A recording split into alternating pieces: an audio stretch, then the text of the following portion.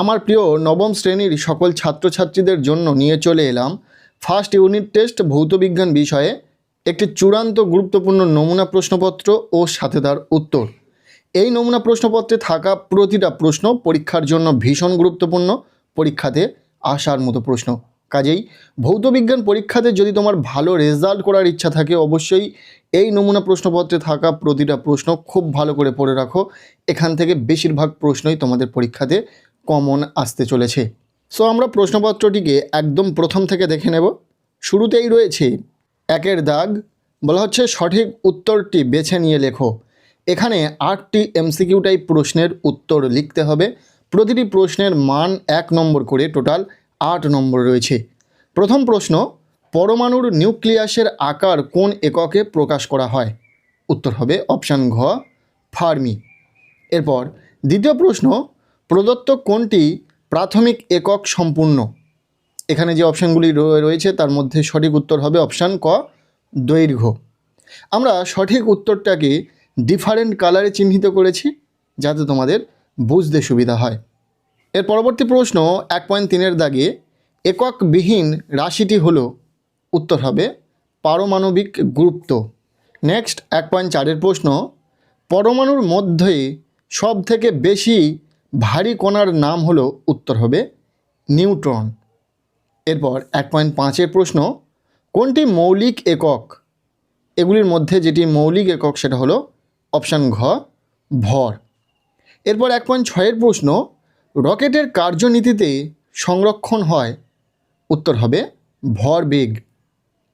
1.7-এর প্রশ্ন, নিউট্রনবিহীন একটি পরমাণুর নাম, উত্তর হবে প্রোটিয়াম।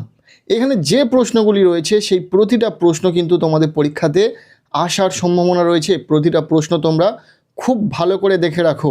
নেক্সট 1.8-এর প্রশ্ন, আলফা কণা বিচ্ছুরণ পরীক্ষা করেন, উত্তর হবে রাদারফোর্ড। এমসিকিউ টাইপ প্রশ্ন শেষ, যেগুলো আমরা উত্তর সহ আলোচনা করে দিলাম। এরপর রয়েছে প্রশ্নপত্রের 2-এর দাগ, বলা হচ্ছে অতি সংক্ষিপ্ত উত্তর দাও, বিকল্প প্রশ্নগুলি লক্ষণীয়। এখানে 7টি এসএকিউ টাইপ প্রশ্নের উত্তর লিখতে হবে। প্রতিটি প্রশ্নের মান 1 নম্বর করে, টোটাল 7 নম্বর রয়েছে। যে প্রশ্নগুলি এখানে রয়েছে আমরা প্রতিটা প্রশ্ন উত্তর সহ খুব ভালো করে দেখে নেব। প্রথম প্রশ্ন, কখন বস্তুর বেগ থাকে কিন্তু ত্বরণ থাকে না? উত্তর হবে যখন কোনো বস্তু সমবেগে গতিশীল হয়। ঠিক আছে। এরপর দ্বিতীয় প্রশ্ন, ফার্মি হলো ড্যাশ পরিমাপের একক, উত্তর হবে দৈর্ঘ্য। এই এসএকিউ টাইপ প্রশ্নের ক্ষেত্রে আমরা উত্তর করে দিয়েছি, সহজেই তোমরা প্রতিটা প্রশ্নের ঠিক নিচে সেই প্রশ্নের উত্তরটা দেখতে পেয়ে যাচ্ছ। এরপর 2.3-এর প্রশ্ন, ওজন বাক্সে বাটখারাগুলির ভরের অনুপাত কীরূপ? উত্তর হবে 5:2:2:1। 2.4-এর প্রশ্ন, বেগ ও দ্রুতির একটি পার্থক্য লেখো, উত্তর হবে সময়ের সাপেক্ষে বস্তুর সরণের হারকে তার বেগ বলে, আর সময়ের সঙ্গে কোনো বস্তুর দূরত্ব অতিক্রম করার হারকে তার দ্রুতি বলে। হলো। এবার 2.5-এর প্রশ্ন, একটি নিউট্রনবিহীন পরমাণুর উদাহরণ দাও, উত্তর হবে সাধারণ হাইড্রোজেন বা প্রোটিয়াম। 2.6-এর প্রশ্ন, থমসনের পরমাণু মডেলকে কি বলে? উত্তর হবে প্লাম পুডিং মডেল। ইম্পর্টেন্ট প্রশ্ন, এমসিকিউ হোক বা এসএকিউ, যে প্রশ্নগুলো এই প্রশ্নপত্রে রয়েছে প্রতিটা প্রশ্নই পরীক্ষাতে আসার সম্ভাবনা রয়েছে। প্রতিটা প্রশ্ন তোমরা খুব ভালো করে পড়ো। এরপর 2.7-এর প্রশ্ন, নিউট্রনবিহীন একটি মৌলের নাম লেখো, উত্তর হবে প্রোটিয়াম। এটা এমসিকিউতেও ছিল। এরপর 3-এর দাগ, প্রশ্নপত্রে 3-এর দাগে বলা হচ্ছে সংক্ষিপ্ত উত্তর দাও, বিকল্প প্রশ্নগুলি লক্ষণীয়।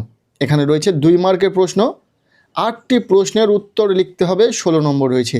তোমরা জানো ভৌতবিজ্ঞান পরীক্ষাতে সবচেয়ে বড় প্রশ্ন 2 ও 3 নম্বরের প্রশ্ন। এখানে 2 নম্বরের প্রশ্নের ক্ষেত্রেও আমরা উত্তর করে দিয়েছি। প্রতিটা প্রশ্নের নিচে সেই প্রশ্নের উত্তর পেয়ে যাবে। উত্তর সহ প্রশ্নগুলি দেখে নাও। প্রথম প্রশ্ন, মাত্রা কাকে বলে? উত্তর হবে কোনো ভৌত রাশির এককের মধ্যে মূল এককগুলির, যেমন কি দৈর্ঘ্য, ভর, সময় ইত্যাদি, যে যে ঘাতে উন্নীত থাকে সেই ঘাতগুলিকে ওই রাশির মাত্রা বলে। এরপর 3.2-এর প্রশ্ন, ভরবেগ কাকে বলে? এর এসআই একক লেখো। উত্তর হবে কোনো গতিশীল বস্তুর ভর ও বেগের সমন্বয়ে বস্তুটিতে যে গতির সৃষ্টি হয় তাকে ওই বস্তুর ভরবেগ বলে। অর্থাৎ ভরবেগ ইজ ইকুয়াল টু ভর পার বেগ, এসআই একক কিলোগ্রাম মিটার পার সেকেন্ড। এরপর 3.3-এর প্রশ্ন, বলের সংযোজনের সামান্তরিকের সূত্রটি লেখো। উত্তর হবে, কোনো কণার ওপর একই সময়ে ক্রিয়াশীল দুটি বলকে যদি একটি সামান্তরিকের দুটি সন্নিহিত বাহু দ্বারা মান ও অভিমুখে প্রকাশ করা যায়, তবে ওই বাহুদ্বয়ের ছেদবিন্দু দিয়ে অঙ্কিত সামান্তরিকের কর্ণটি ওই বল দুটির লব্ধির মান ও অভিমুখ নির্দেশ করে। নেক্সট 3.4-এর প্রশ্ন, কোনো কণার ত্বরণ আছে কিন্তু বেগ শূন্য, এটা কি সম্ভব? উত্তর হবে, হ্যাঁ, এটি সম্ভব। কোনো বস্তুকে যখন লম্বভাবে উপরের দিকে ছোঁড়া হয় তখন সর্বোচ্চ বিন্দুতে পৌঁছালে খানিকের জন্য বস্তুটির বেগ শূন্য হয়, কিন্তু ওই মুহূর্তেও বস্তুটির ওপর পৃথিবীর অভিকর্ষজ ত্বরণ ক্রিয়াশীল থাকে। এই প্রশ্নটি অত্যন্ত গুরুত্বপূর্ণ একটি প্রশ্ন। 2 মার্কের জন্য যে প্রশ্নগুলো এখানে তোমরা দেখছো, প্রতিটা প্রশ্ন খুব ভালো করে পড়ে রাখো, প্রতিটা প্রশ্ন পরীক্ষাতে আসার সম্ভাবনা রয়েছে। এরপর 3.5-এর প্রশ্ন, পরমাণু এবং আয়নের মধ্যে কে বেশি সুস্থিত এবং কেন? উত্তর হবে, পরমাণুর তুলনায় আয়ন বেশি সুস্থিত, কারণ পরমাণুর সর্ববহিস্থ কক্ষে সাধারণত ইলেকট্রন সংখ্যা 8-এর কম থাকে নিষ্ক্রিয় গ্যাস বাদে, কিন্তু আয়ন হওয়ার সময় পরমাণু ইলেকট্রন গ্রহণ বা বর্জন করে তার নিকটতম নিষ্ক্রিয় গ্যাসের মতো সুস্থিত ইলেকট্রন বিন্যাস লাভ করে। ভীষণ ইম্পর্টেন্ট প্রশ্ন, উত্তরসহ তোমরা প্রশ্নটিকে খুব ভালো করে দেখে রাখো। ভিডিও পজ করে করেও তোমরা এই প্রশ্নগুলো উত্তরসহ খুব ভালো করে দেখে রাখতে পারো। এরপর 3.6-এর প্রশ্ন, বৃত্তীয় গতি ও ঘূর্ণন গতির পার্থক্য লেখো।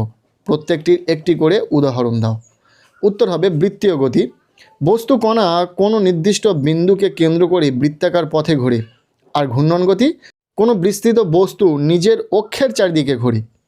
এরপর দ্বিতীয় যে পয়েন্টটি হচ্ছে, বৃত্তীয় গতি সূর্যের চারিদিকে পৃথিবীর গতি হলো বৃত্তীয় গতি, আর ঘূর্ণন গতি লাট্টুর গতি বা নিজের অক্ষের চারিদিকে পৃথিবীর গতি। এরপর 3.7-এর প্রশ্ন, পারমাণবিক সংখ্যাকে মৌলের সক্রিয় ধর্ম বলে কেন? উত্তর হবে, কোনো মৌলের রাসায়নিক ধর্ম ও পরিচয় তার প্রোটন সংখ্যা বা পারমাণবিক সংখ্যার উপর নির্ভর করে। আইসোটোপ বাদে অন্য কোনো দুটি ভিন্ন মৌলের পারমাণবিক সংখ্যা কখনো এক হয় না, তাই পারমাণবিক সংখ্যা দেখেই মৌলটিকে সঠিকভাবে চেনা যায় বলে একে মৌলের সক্রিয় ধর্ম বলে। এরপর 3.8-এর প্রশ্ন, ইলেকট্রনগুলি নিউক্লিয়াসের চারিদিকে ঘোরে কেন? উত্তর হবে, পরমাণুর নিউক্লিয়াস ধনাত্মক আধানযুক্ত এবং ইলেকট্রন ঋণাত্মক আধানযুক্ত। এদের মধ্যবর্তী স্থির তড়িৎ আকর্ষণ বল ইলেকট্রনগুলিকে নিউক্লিয়াসের দিকে টানে। এই আকর্ষণ বলই ইলেকট্রনগুলিকে বৃত্তাকার পথে ঘোরার জন্য প্রয়োজনীয় অভিকেন্দ্র বল যোগান দেয়, ফলে ইলেকট্রনগুলি ছিটকে না গিয়ে নির্দিষ্ট কক্ষপথে ঘুরতে থাকে। এটিও ভীষণ ইম্পর্টেন্ট একটি প্রশ্ন। 2 মার্কের প্রশ্ন মোটামুটি শেষ, আমরা প্রতিটা প্রশ্নের উত্তর করে দিয়েছি। এরপর রয়েছে প্রশ্নপত্রে 4-এর দাগ, বলা হচ্ছে নিম্নলিখিত প্রশ্নগুলির উত্তর লেখো। এখানে রয়েছে 3 মার্কের প্রশ্ন, 3টি প্রশ্নের উত্তর লিখতে হবে, টোটাল 9 নম্বর। তবে এখানেও সরাসরি একটি প্রশ্ন থাকার সম্ভাবনা কম, কাটা কাটা প্রশ্ন হবে, 2 + 1 = 3 এই রকম। তো প্রশ্নগুলো আমরা দেখে নেব, উত্তর করে দেওয়া নেই 3 মার্কের প্রশ্নের ক্ষেত্রে। তোমরা এই প্রশ্নগুলোর উত্তর পাঠ্য বই থেকে খুঁজে নিয়ে পড়ে নেবে। আর যদি খুঁজে পেতে অসুবিধা হয় অবশ্যই কমেন্ট সেকশনে জানাবে, আমরা চেষ্টা করব এই প্রশ্নগুলির উত্তর করে দেওয়ার। প্রথম প্রশ্ন, তুলা যন্ত্রের সুবেদিতা বলতে কি বোঝো? সাধারণ তুলার সুবেদিতার দুটি শর্ত লেখো, এর সাথে লম্বন ত্রুটি কী? এরপর এর অথবা প্রশ্ন, এসআই পদ্ধতিতে বলের অভিকর্ষীয় এককের সংজ্ঞা দাও। রোলার ঠেলার থেকে টানা বেশি সহজ কেন? ইম্পর্টেন্ট রয়েছে। এরপর 4.2-এর প্রশ্ন, আইসোটোপ কাকে বলে? উদাহরণ দাও। আইসোটোপগুলির রাসায়নিক ধর্ম বিভিন্ন হয় কেন? এরপর এর অথবা প্রশ্ন, ঘনত্ব কাকে বলে? মাপনী চং ও তুলাযন্ত্রের সাহায্যে কোনো তরলের ঘনত্ব কিভাবে নির্ণয় করবে? এরপর 4.3-এর প্রশ্ন, নিউক্লিয়াইড কি? উদাহরণ দাও। একই মৌলের বিভিন্ন নিউক্লিয়াইড থাকতে পারে কি? এদেরকে কি বলে?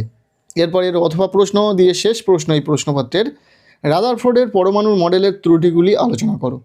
এই প্রশ্নপত্রে থাকা ছোট বড় প্রতিটা প্রশ্ন তোমরা খুব ভালো করে পড়ে নাও। যেহেতু পরীক্ষার একদম অন্তিম মুহূর্তে তোমরা এই ভিডিওটি দেখছো, ভৌতবিজ্ঞান পরীক্ষাতে যাওয়ার আগে দেখে নাও যে এই কোশ্চেনগুলো তোমাদের পড়া রয়েছে কিনা। যদি এর মধ্যে থেকে কোনো প্রশ্নের উত্তর এখনও পর্যন্ত না জানা থেকে থাকে তাহলে ঝটপট পড়ে নাও।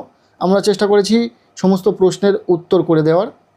নবম শ্রেণীর ছাত্রছাত্রীদের জন্য আজকের এই ভিডিওটি তোমাদের কেমন লাগলো অবশ্যই কমেন্ট সেকশানে জানিও। ভিডিওটি ভালো লেগে থাকলে লাইক করে দাও, চ্যানেলে নতুন হলে চ্যানেলটিকে সাবস্ক্রাইব করে রাখো, আর পারলে ভিডিওটি বন্ধুদের সাথে প্রচুর শেয়ার করে দাও।